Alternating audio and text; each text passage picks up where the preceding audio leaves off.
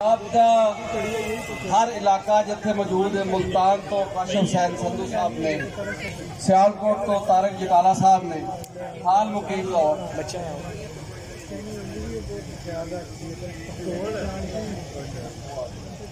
सैयद फरक शाह साहब पंजाबी सिंगर फांसी के नाम गाने ने आ चुके हैं। शाह साहब को मैं जी आया आखना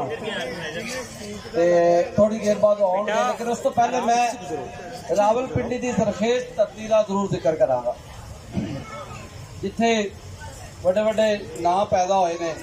अगर मैं उस सारे खिते का जिक्र करा चकवाल तो लैके पिंडी तक, तो जरा शेर है कि पिशावर थी जमुना ताई, चंबा थी तो डेरा, बोलन समझन लोग पंजाबी, सुच्चा सुखन है मेरा।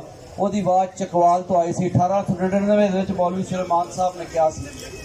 ते आजकल पंजाब ते पंजाबी की हिफाजत का फरीदा एक अजयी शख्सियत सरंजाम दे रही है जिन्हों का नाम पीरजादा सैयद हामिद अली शाह बुखारी खनियारवी सजादा नशीन आस्ताना आलिया खनियारा शरीफ साढ़े विच मौजूद ने। इंग्लिश के प्रोफैसर ने मगर मुकदमा पंजाबी का पंजाबी च लड़ रहे हैं और लहजियां की मत मार के रख छड़ी इन्होंने कहा सिर्फ पंजाबी कोई लहजा नहीं।